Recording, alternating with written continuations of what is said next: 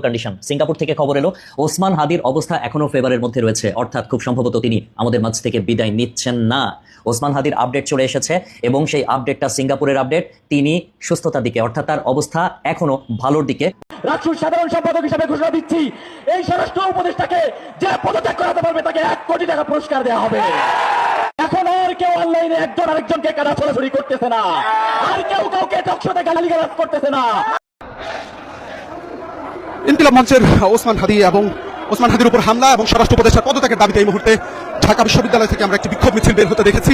সেই বিক্ষোভ মিছিলটি কিন্তু এই মুহূর্তে স্বরাষ্ট্র মন্ত্রণালয়ের দিকে যাচ্ছে। তারা স্বরাষ্ট্র মন্ত্রণালয় ঘেরাও করবেন এমন বিভিন্ন স্লোগান দিয়ে কিন্তু সেই মিছিলটি এই মুহূর্তে ঢাবি থেকে যাচ্ছে। যদিও মিছিলটি বের হয়েছে, আমরা দেখতে পাচ্ছি সেই ঢাবি ডাকসুর যে কার্যালয় রয়েছে ভবন, সেই ভবন থেকে মিছিলটি বের হয়েছে। এখন ঢাকা বিশ্ববিদ্যালয়ের যে মেট্রো স্টেশন রয়েছে সেই মেট্রো স্টেশন হয়ে তারা কিন্তু স্বরাষ্ট্র মন্ত্রণালয়ের দিকে যাচ্ছে। নারীরা কি তবে ধরা ছোঁয়ার বাইরে চলে গেল? পুলিশ কি ওসমান হাদির ওপর হামলাকারীদের গ্রেফতারের আশা একরকম ছেড়েই দিয়েছে?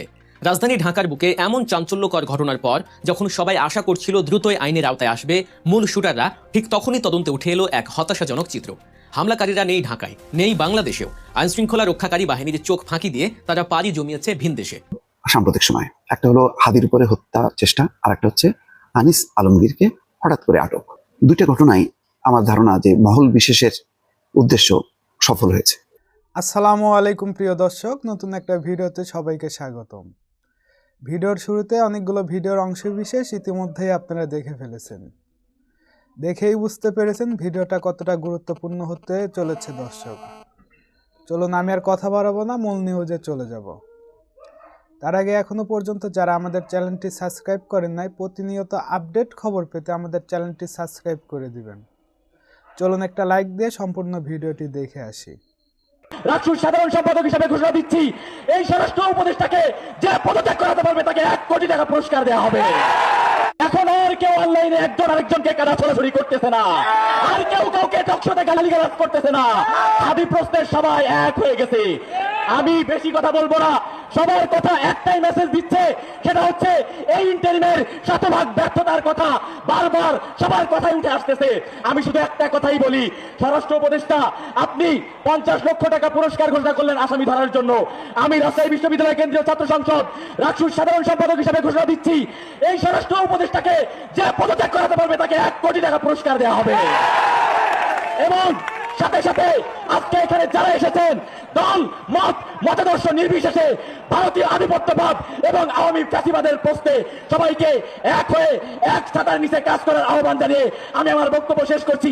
ইনকিলাব ইনকিলাব, দিল্লি না ঢাকা, গোলামি না আজাদি। আসসালামু আলাইকুম প্রিয় দর্শক, আমিরুল মোমিনিন মানিক আপনাদের প্রত্যেককে আমন্ত্রণ জানাচ্ছি চেঞ্জ টিভির এই লাইভ পর্যালোচনায়। প্রিয় দর্শক, আজ 16 ডিসেম্বর 2025 আমাদের গৌরবান্বিত বিজয় দিবস।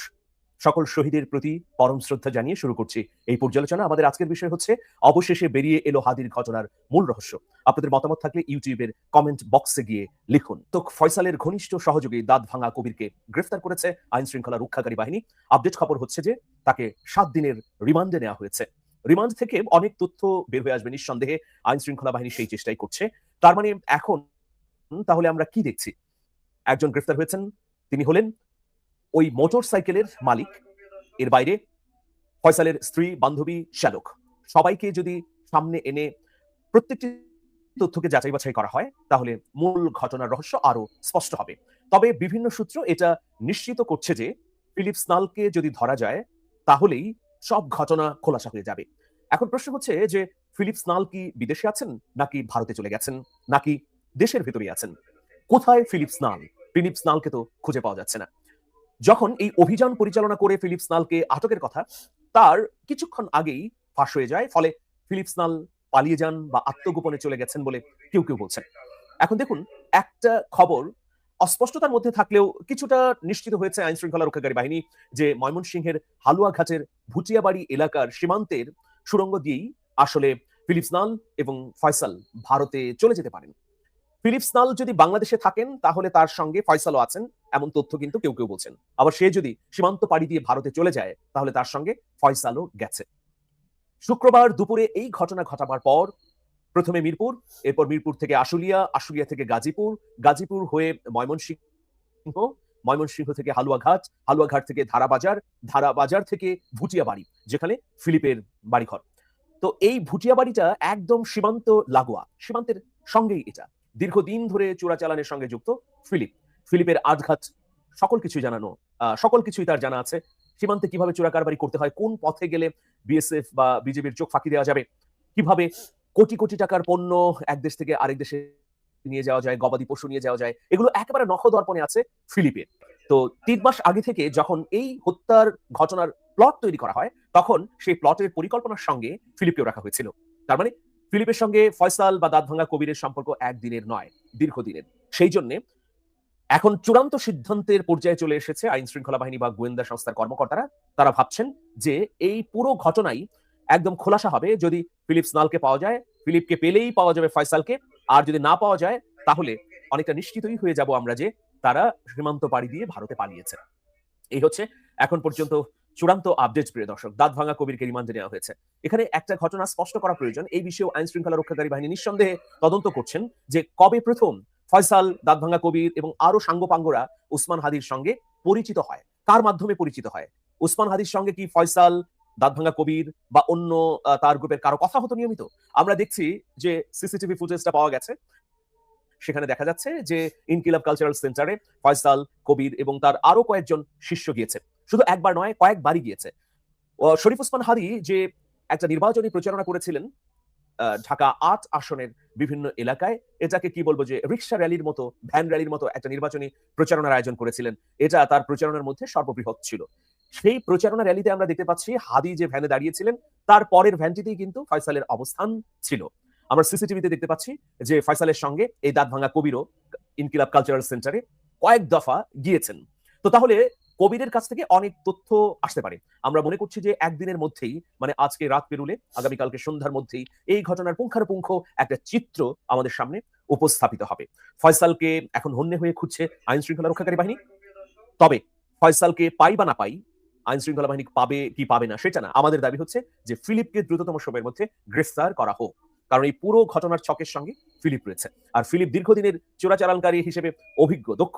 তার মাধ্যমে ফয়সাল সুড়ঙ্গ দিয়ে পার হয়ে যেতে পারে, অথবা এখন পর্যন্ত পার হয়নি, এখন পর্যন্ত সীমান্ত পাড়ি দিতে পারেনি। এর পেছনেও যুক্তি রয়েছে। কারণ দেখুন যে শুক্রবার দুপুরে এই ঘটনা ঘটার পর বিজিবির পক্ষ থেকে শুক্রবার সন্ধ্যায় কিন্তু রেড অ্যালার্ট জারি করা হয়, সীমান্ত বন্দরগুলোতে সিলগালা করে দেওয়া হয়। পাশাপাশি বিজিবির বিভিন্ন কমান্ড সারা বাংলাদেশের চতুর্দিকে যে ভারতীয় এবং মিয়ানমারের সীমান্ত আছে সেগুলোতে টহল অব্যাহত রাখে এবং নজরদারি করতে থাকে। এই নজরদারির ফাঁক গলিয়ে আসলে সম্ভব কি ফিলিপ এবং ফয়সালের ভারতে চলে যাওয়া?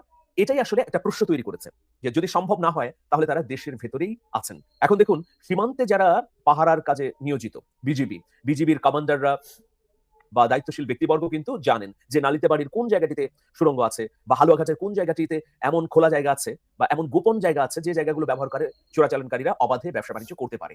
সেই ভিত্তিতেই কিন্তু আসলে অভিযানগুলো সীমান্তে পরিচালিত হয়ে থাকে। সুতরাং ফিলিপ ফয়সালকে নিয়ে নির্বিঘ্নে পেরিয়ে গেছে, এটাও আসলে বিশ্বাস করতে অসুবিধা হয়।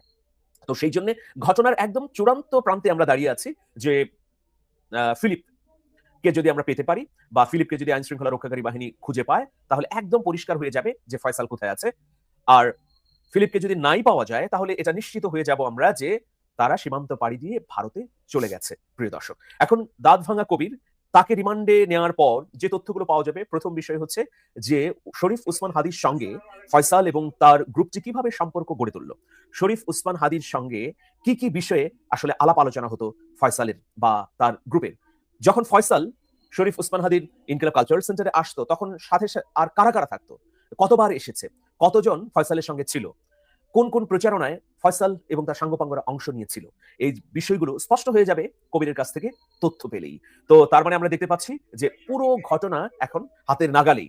কেবলমাত্র ফিলিপ অথবা ফয়সাল অথবা আলমগীর যে আসলে মোটর বাইক চালিয়েছে, এই তিনজনের একজনকে পেলেই চূড়ান্তভাবে সিদ্ধান্তে উপনীত হতে পারবে আইন শৃঙ্খলা রক্ষাকারী বাহিনী। প্রিয় দর্শক, শেষ করব এই পর্যালোচনা শরীফ ওসমান হাদির স্বাস্থ্যের খোঁজ খবর আমরা জানাতে চাই। শরীফ ওসমান হাদির ভাই ইতিমধ্যে আমাদেরকে জানিয়েছেন যে ওসমান হাদির অবস্থা আগের মতোই, কোনো ধরনের পরিবর্তন হয়নি, স্থিতিশীল রয়েছে।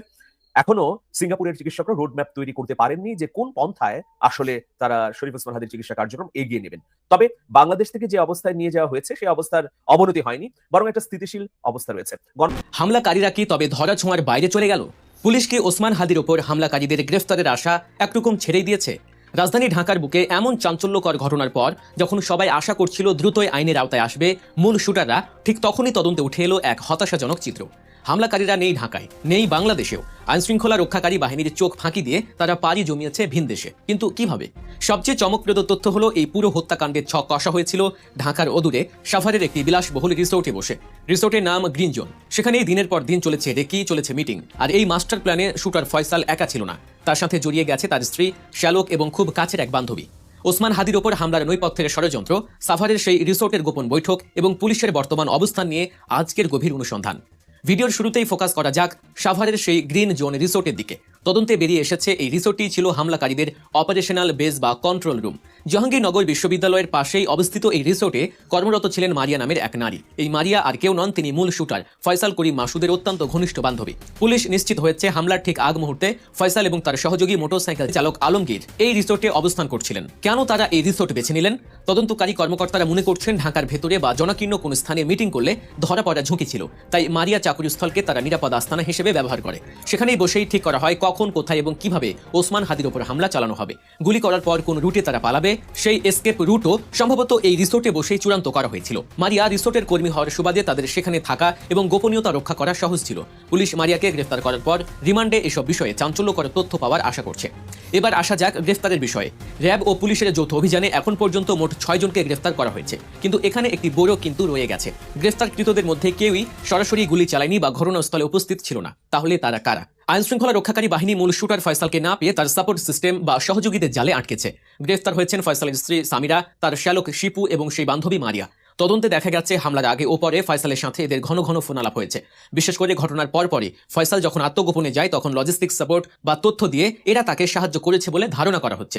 তবে পুলিশের জন্য সবচেয়ে বড় ধাক্কা বা হতাশার খবর হলো মূল আসামিদের অবস্থান নিয়ে। স্থানীয় গণমাধ্যম এবং পুলিশের একাধিক সূত্র নিশ্চিত করছে ওসমান হাদির ওপর হামলাকারী শুটার ফয়সাল করিম মাসুদ ও তার সহযোগী আলমগীরকে গ্রেফতারের আশা পুলিশ একরকম ছেড়েই দিয়েছে। শুনতে অবাক লাগলেও বাস্তবতা হলো আইনশৃঙ্খলা রক্ষাকারী বাহিনীর ধারণা হামলাকারীরা ইতিমধ্যেই বাংলাদেশের সীমানা পেরিয়ে ভারতে প্রবেশ করেছে। ঘটনার পরপরই ফয়সাল ও আলমগীর অত্যন্ত চতুরতার সাথে তাদের ডিজিটাল ফুটপ্রিন্ট মুছে ফেলে। তারা মোবাইল ফোন বন্ধ করে বা লোকেশন হাইড করে ঢাকা ত্যাগ করে। তদন্তে উঠে এসেছে তারা ঢাকা থেকে সোজা চলে যায় ময়মনসিংহে। সেখান থেকে হালুয়াঘাট সীমান্তে বর্ডারের কাঁটাতারের বেড়া বা নিরাপত্তার চৌকি তাদের আটকাতে পারেনি। হালুয়াঘাট সীমান্ত দিয়ে অবৈধভাবে তারা ভারতে মেঘালয় রাজ্যে প্রবেশ করেছে বলে জোর ধারণা করা হচ্ছে। এই পালানোর প্রক্রিয়ায় তাদের সাহায্য করেছে স্থানীয় মানব পাচারকারী চক্র। পুলিশ ইতিমধ্যে শেরপুরের নালিতা বাড়ি থেকে সিবিয়ন দিও এবং সঞ্জয় চিসাম নামের 2 ব্যক্তিকে গ্রেফতার করেছে। এই দুজনই পেশাদার দালাল এবং মানব পাচারকারী। পুলিশের জিজ্ঞাসাবাদ চলছে। মোটা অঙ্কে টাকার বিনিময়ে ফয়সাল ও আলমগীরকে হয়তো তারা বা অন্য কোনো গোষ্ঠী তাদের সীমান্ত পার করে দিয়েছে। পুলিশ এখন অনেকটাই নিশ্চিত যে পাখি খাঁচা ছেড়ে উড়ে গেছে। এখন তাদের দেশে ফিরিয়ে আনাটা কেবলই একটি দীর্ঘমেয়াদী আইনি ও কূটনৈতিক প্রক্রিয়ার বিষয়। ফয়সাল করিম মাসুদ নামটি এখন টক অব দ্য টাউন। কিন্তু কে এই ফয়সাল? কেন তিনি এত বেপরোয়া? তার ব্যাকগ্রাউন্ড চেক করলে দেখা যায় তিনি কোনো সাধারণ সন্ত্রাসী নন। তিনি নিষিদ্ধ ঘোষিত সংগঠন ছাত্রলীগের কেন্দ্রীয় কমিটির সাবেক সদস্য। 2019 সালের কমিটিতে তার নাম ছিল। তার অপরাধের ধরন সবসময় ছিল হাই প্রোফাইল। গত বছর ঢাকার আদাবরে একটি ইংরেজি মাধ্যম স্কুলে 17 লাখ টাকা ডাকাতির ঘটনায় তিনি ছিলেন মূল হোতা। এমনকি র্যাব তাকে আগে একবার 2টি বিদেশি পিস্তল সহ গ্রেফতার করেছিল। স্বরাষ্ট্র উপদেষ্টা জাহাঙ্গীর আলম চৌধুরী তাকে ধরিয়ে দেওয়ার জন্য 50 লাখ টাকা পুরস্কার ঘোষণা করেছিলেন। কিন্তু 50 লাখ টাকার সেই ফেরারি আসামি পুলিশের নাকের ডগা দিয়ে একটা রিসোর্টে বসে পরিকল্পনা করে হামলা চালিয়ে আবার দেশ ছেড়ে পালিয়েও গেল। এটি আমাদের গোয়েন্দা নজরদারির একটি বড় ব্যর্থতা কিনা? তো দর্শক, ভিডিওটি দেখলেন, কি জানলেন, বুঝলেন? আপনাদের মূল্যবান মতামতগুলো আমাদের কমেন্ট বক্সে জানিয়ে দিবেন। পারলে একটা শেয়ার করে দিয়ে সবাইকে দেখার সুযোগ করে দিবেন।